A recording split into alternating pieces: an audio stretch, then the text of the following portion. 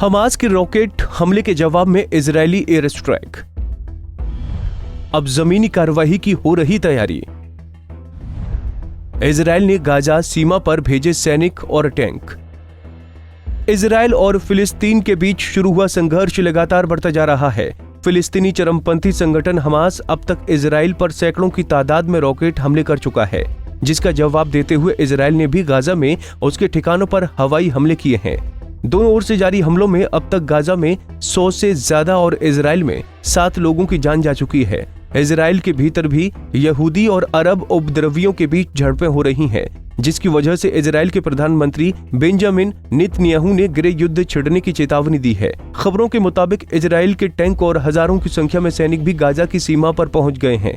इसका मतलब ये हुआ कि पिछले कई दिनों से जारी संघर्ष के बाद अब इजरायल जमीनी सैन्य अभियान पर भी विचार कर रहा है। इजरायल के रक्षा मंत्री बेनी गेट्स ने अशांति को नियंत्रित करने के लिए सुरक्षा बलों की जबरदस्त तैनाती के आदेश दिए हैं। रिपोर्ट्स के मुताबिक गुरुवार को गाजा सीमा के पास पैदल सेना की 2 टुकड़ियां और एक हथियारबंद टुकड़ी को तैनात कर दिया गया है। सेना के कम से कम 7,000 रिजर्व सैनिकों को भी तैनाती के लिए बुलाया गया है। बताया जा रहा है कि अभी ग्राउंड ऑपरेशन शुरू करने के बारे में कोई फैसला नहीं हुआ है, लेकिन समझा जाता है कि सेना बहुत जल्दी इसकी योजना पेश करेगी। इसके बाद योजना को सेना प्रमुखों और सरकार से मंजूरी करवाना होगा। इस बीच मीडिया रिपोर्ट्स में हमास के सैन्य प्रवक्ता अबू ओबेइदा ने कहा कि उसका समूह इजरायल के जमीनी हमले से नहीं डरता। हमास के प्रवक्ता ने कहा कि इससे उनके पास इजरायल की जिंदा या मृत सैनिकों को पकड़ने का अवसर होगा। आपको बता दें कि इजरायल और फिलिस्तीनी अरबों के बीच हिंसा का ये सिलसिला बरसों पुराने एक विवाद की वजह से शुरू हुआ, जिसे लेकर पिछले 1 महीने से तनाव बना हुआ था।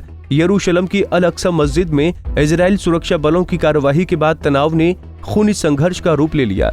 हमास से जारी लड़ाई के बीच इजरायल के कई शहरों में यहूदियों और अरब मूल के लोगों के बीच दंगे भी शुरू हो गए हैं। बताया जा रहा है कि ये इजरायल में कई दशक बाद सबसे बड़ी अशांति है।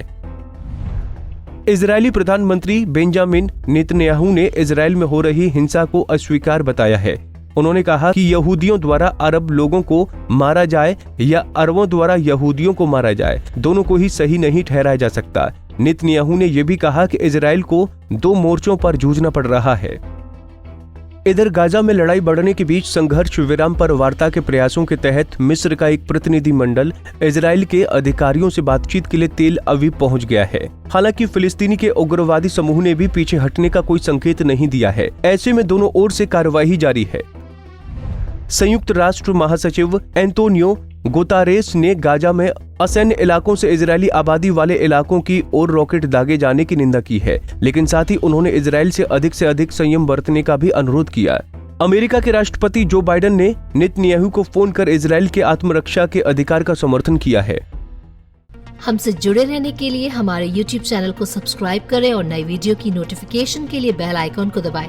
अगर आप ये वीडियो Facebook पर देख रहे हैं तो लाइक जरूर करें और ज्यादा से ज्यादा शेयर करें। धन्यवाद।